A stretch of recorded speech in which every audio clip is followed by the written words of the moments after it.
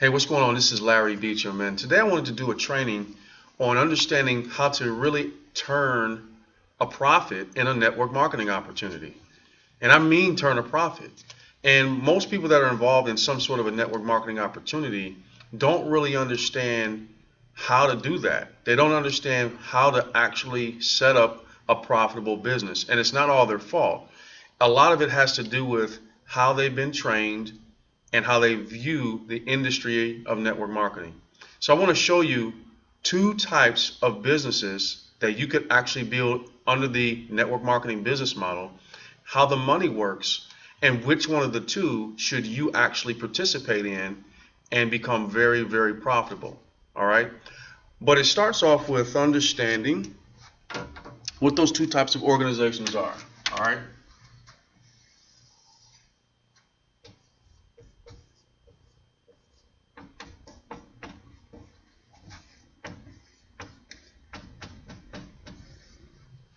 So you sit down and you take a look at a network marketing opportunity of some sort. You may be in someone's house, maybe at a hotel, maybe you saw something on the internet, who knows, right? So you took a look at this opportunity and now you have decided to participate and build the business, build whatever opportunity it is. So organization number one, when you look at building a network marketing opportunity, is going to focus on recruiting. They don't ever talk about retailing. They don't ever talk about selling the product outside of recruiting. So all you're ever doing is recruiting meetings. Okay? That's it. So this type of organization is going to look like this. You're going to have a rep who's going to recruit reps.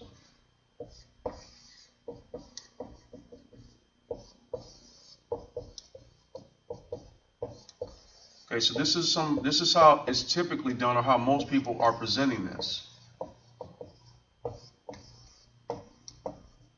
Okay, so you're having nothing but opportunity meetings. So basically, I'm going to say 99% of your effort is recruiting. Okay, 99% of your effort is recruiting. So you never hear this rep talking about a retail business, and there's a couple key reasons why. All right, first of all, this type of, and by the way, I need to make a very important point. Both of these types of organizations talk about financial freedom, having all your time back, etc. But the truth is only one of these two can actually accomplish that, not both. All right, so you got to be careful. So organization number one, they're all about recruiting. 99% of their effort is recruit, recruit, recruit. You don't ever hear them talking about anything other than recruiting. They don't train on anything other than recruiting. Now, that doesn't mean that you can't do other things like retail, which I'll talk about here in a minute, but there's a very important reason why they don't talk about it. So this first type of organization is the organization that most people are familiar with because this is how they've been trained to build their business. So when we only focus on recruiting, there's a couple of things that have to happen. Because the business is strictly driven by the purchasing of the individual reps, these individual reps have to purchase the actual product itself to stimulate and drive any kind of check. So that because they're all buying at the company, the wholesale price. All right. So this is what we call the internal business volume. All right, just to make it simple. So this rep has an auto ship of, let's say, $200. All right. So they need this auto ship to remain minimally qualified to receive any kind of commissions from the volume that they create in their business. So this person is on $200 auto ship. This person is on $200 auto ship. All right. So if this person gets off an auto ship, all right, this person's income is going to drop, and there's nothing they can do about it. Right? So this person gets off auto ship. Their income drops again, and there's nothing that they can do about it because their income is all driven by the rep's internal purchasing. Right? That's not bad. That's just the way it is. So when you talk about building a network marketing business and being profitable, the only time that a person can be profitable in this business model is if they go out and get thousands upon thousands upon thousands of reps, because the percentage is so small based upon this person buying the product from the company and you receiving a certain percentage of that back as a commission check. So this person, if they want to check, what do they have to do? They got to go out and recruit. And if these people want to check, they got to go out and recruit. All right? 99% of the effort here is recruiting. So because you get such a tiny percentage of a commission, you're going to have to recruit a lot of people. So the problem with that is most people can't recruit. Most people won't recruit. And so that being said, this particular rep gets involved in this opportunity thinking they're going to be financially free, only to discover later on that not only can they not recruit, they can't teach it because they can't do it, and everybody in this organization is going to suffer, right? Because they're all buying, but they're not buying enough volume for them to be able to be profitable. But that leads me to my other point. Why aren't they retailing? Okay, these are two most important components of building a successful business is recruiting and retailing. So why are they not retailing? All right, well, here's why. The product that they have in the opportunity doesn't have a lot of retail room, meaning the consumer, a non-rep consumer, is savvy enough to recognize that the price that they're going to be charged for this item is outside of the market of what they would normally spend elsewhere. And most network marketers try to get around this with the average person, but the truth is the average person isn't brainwashed into the network marketing mindset. All right? They're not thinking about the whole idea of a business model centered around the purchases. They're a consumer looking for the best deal possible, economically, for the most value possible. Best deal for the most amount of value they're going to receive out of the item, right? So if the item is, if let's say they go to the local grocery and they get a comparable item that's $10, the network marketing product is $15, all right? In most cases, actually way more than that, but just so that it makes sense. The consumer is going to have a problem purchasing this one because A, it's cheaper where they get it from now, and B, they're already familiar with the brand, so switching to something else right now or anytime is always tough for somebody, right? And C, they have to have it shipped to their house, and so they don't really want to wait for it. So all three of those things work against you, but the most important thing that works against you is the price. So you got a network marketing product, and let's just say this is all of what it costs, and you got tiny little bit of room in here to make a little profit if you can even successfully sell the product outside of your network marketing organization. So think about the company that you might be in now or have been in the past and ask yourself, how many customers do I actually have? Customers as in people who are not in the opportunity, who just want to buy the product and want to buy the product consistently. Now that leads me to the other point. Even if you could get a retail customer, all right, most people cannot sustain a retail customer long term because the product may have a lifespan. For example, lifespan as in I'm on some sort of a weight loss challenge. And so because the challenge is over with, I no longer need the product. So every 30, 60, 90 days, you're going to cycle customers because they don't really have an incentive to stay on the product longer than the cycle, right? Maybe there's a competitor that comes along and they have something in the consumer's mind better price, better ingredients, whatever the case might be. So this is the biggest reason why most people don't retail. But I want to make one more point before I move on. This is the hardest one for you to become financially free in because you cannot walk away from the recruiting side of this.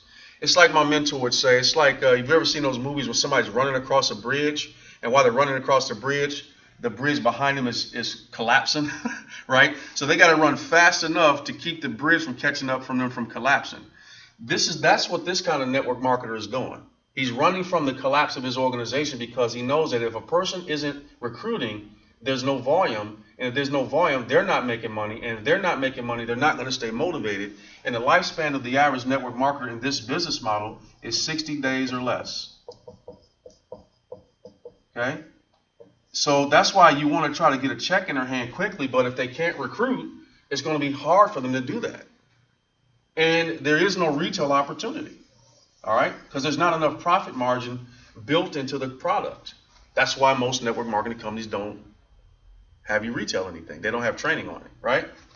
So recruiting first, little to no retailing. That's the first type of opportunity. So this is driven by wholesale volume. Wholesale volume, all right? Hopefully it makes sense. Let's talk about the second type of organization out there in network marketing. Just like this organization, they talk about financial freedom and time freedom. But over here, these people have a high, if they get successful, they typically have a high-paying nighttime job. If they're successful, because they have to have recruiting meetings, recruit. They can never stop recruiting. Okay, so let's talk about this second type of organization. The second type of organization is a little bit different, okay? So the rep gets involved in this company, and the focal point here with this company isn't recruiting. All right, the focal point here is retailing first. Now, why is that? Why is retailing the primary focus over recruiting? Well, because it's good business, and here's why. I know that if I have a product that I can get a consumer on, it doesn't matter if I recruit or not, especially if they want the product. And by the way, want is more important than need. Because I hear a lot of people talk, well, you know, everybody could use this or needs this. That's not going to be the driving force behind sustained residuals. The want factor is going to be the thing that you are going to be able to sustain. So you're going to need to find a product that people want, not need necessarily, all right? Okay, people need to lose weight. But sometimes people get on and off diets. People need to do a lot of different things. So I don't want it to be needs driven. I want it to be wants driven because I want them to want the product. All right. So retailing. I know that if I go out and get a retail customer base, then I can create real residual income. When I say real residual income, as opposed to, okay, let me put real over here in the parentheses. Because every month, the consumer that's getting this product here is getting it because they want it. They're not recruiting. There's no check behind it. They want the product. And so I have a check that comes in with or without my recruiting. All right. So this organization is focused on customers. And this rep has customers.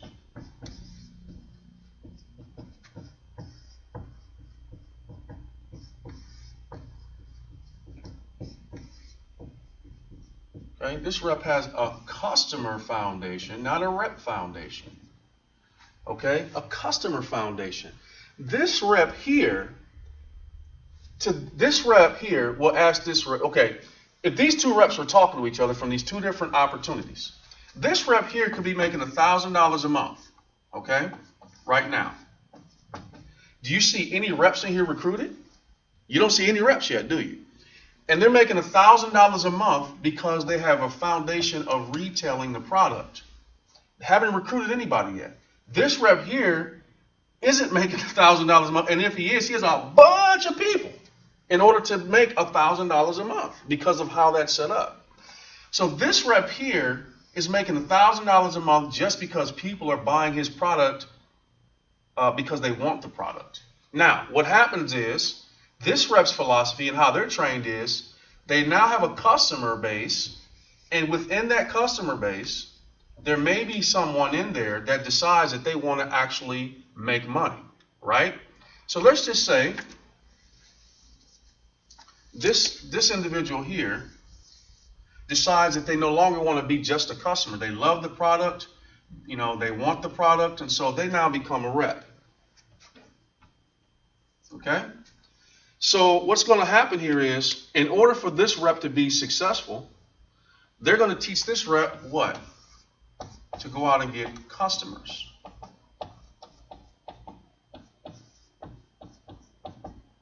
Okay, they're going to get customers. So now what happens here is two good things happen. This rep, who already has a customer base, already has a secure income. So even if this rep quits, they don't lose the bulk of their income because the bulk of their income isn't from a bunch of people recruiting. All right? But okay, so this rep isn't quitting though. Okay, this rep has gone out and gotten some customers. And because that rep went out and got customers, this rep is making, let's say, $350 a month in income. right? So both of these reps are into profit way before they even recruit anybody. All right? So now this person over here may decide to no longer just be a customer and become a rep. So what does this guy do? He teaches this individual how to build a profitable business by going out and doing what? Getting customers. Customer focus first, rep recruiting second. Do you see the stability of this organization as compared to this organization? And this is the type of organization that you want to build. You want to build a retail volume-based business as a foundation. All right? Now, a couple things with this. First of all, to be successful in this particular model, you need a couple of key things. The number one thing is you need a product that people want, not a product that people need. They want it. They wanted it before the rep showed up. Number two, there has to be a decent profit margin in it for the rep to be able to be motivated to go out and retail it. Okay? So there can't be a tiny little margin. Here's what I would recommend. Anywhere between 50 to 500% markup. Now that's good. That's a great margin. Ask the average network marketer if they go and sell their product for retail, are they within this range here? And I can tell you the answer is no, they're not. Because the network marketing company they're typically going to be involved in has already built the profit into the company, not into the rep's hands. That's why you have to recruit. Because the way you're taught is to focus on wholesale. So you need profit. You need a profit margin, anywhere from 50 to 500%. All right? So that's the first thing. Now, well, that's the second thing. I'm sorry. First thing is you have to have a product people want. Number two, a product that has some good profit margin. And number three, it has to be competitively priced.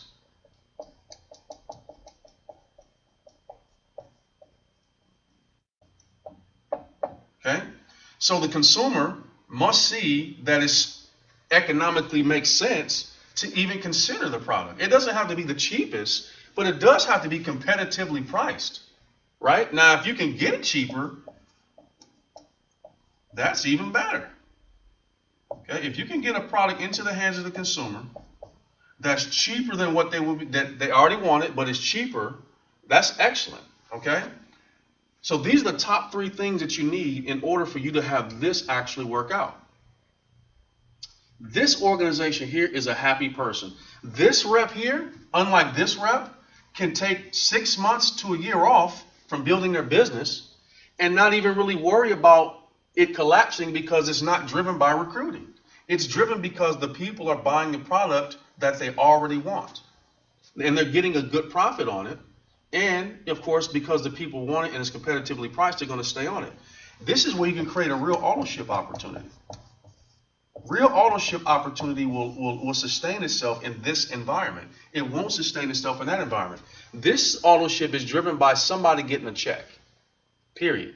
This guy here has to get a check to stay motivated to buy that product. And yeah, we say, yeah, even if a person doesn't stay in the business, the product benefits them. But the truth is, if they're not making a check, they're not going to keep the product.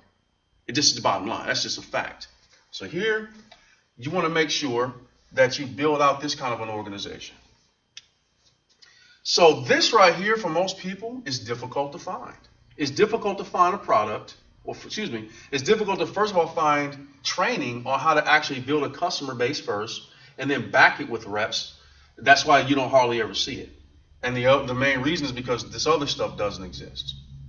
So, ladies and gentlemen, these are the top two types of organizations that you can build. In my opinion, this one is the smarter way to go.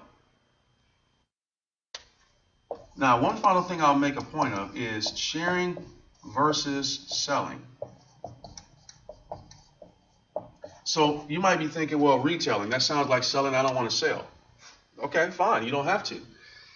In this kind of a structure, you want a product that you can actually give someone a sample of to try out, which brings the resistance down. I'm not focused on trying to sell it to you. I'm focused on getting you to try it to see if you even like it first. And then if you like it, now we have an opportunity to start a conversation about me servicing you as a customer. All right? So that's sharing versus selling. So being taught how to share the product in an environment where people can just try it before they buy it will be the safest way for you to go in this type of situation. So this is one of the reasons why I personally prefer this type of organization and why I got involved in a company that produces this kind of a structure. Because I want my people to be happy, I want my people to have a strong and profitable business, and I want them to be able to stay in the business and make money long term. One final point in network marketing, okay? One final point. The 3 ways that you make money in network marketing. Kind of obvious, but I just want to make sure I drill it home, okay? These are 3 ways you make money in network marketing. First way that you make money in network marketing is retailing, if you can get it done. I want you to stop and think for a second about owning a Starbucks, okay? Now, Starbucks doesn't offer opportunities like I'm talking about, but I want to use it as an example, okay? Starbucks. Now, Starbucks happens to sell something that people want. They obviously have to want that to pay $4 and up for their product, which is coffee, okay? They sell something that people actually want. As a matter of fact, coffee is one of those items that no matter what the economy is doing, people will drink coffee and give up other stuff, but they won't give up their coffee. There's been studies done on that, all right? There's been whole entire companies that have turned their business models around because they got in coffee when they weren't in coffee before. Or they shifted their focus to coffee away from some other product. For example, McDonald's. When's the last time you seen Ronald McDonald, right? You don't see Ronald McDonald anymore. What you see is McCafe. But anyway, let me make my point. Retailing. This is the first way you make money. So let's say you bought a Starbucks. You and I both know that if you bought a Starbucks today, you would need to open the doors of your Starbucks so people can come in and buy the product. The primary product is the coffee, right? So that's the first thing. You have to retail first. Retail first. Retail first. Okay? That's the first way you make money in network marketing. Retailing. Go out and get a customer base. The second way you make money, and I'm going to use Starbucks as an example. Let's say that you got customers lined up around the Starbucks. Now, this doesn't happen again for Starbucks. I'm just using this example. So you have a Starbucks and you got a huge clientele from people that come to your Starbucks all the time. Now, some of your customers might see the sign on the back wall that you have hanging, a banner that says, want to own a Starbucks? Call 1-800-BUY-A-Starbucks, okay, in this example.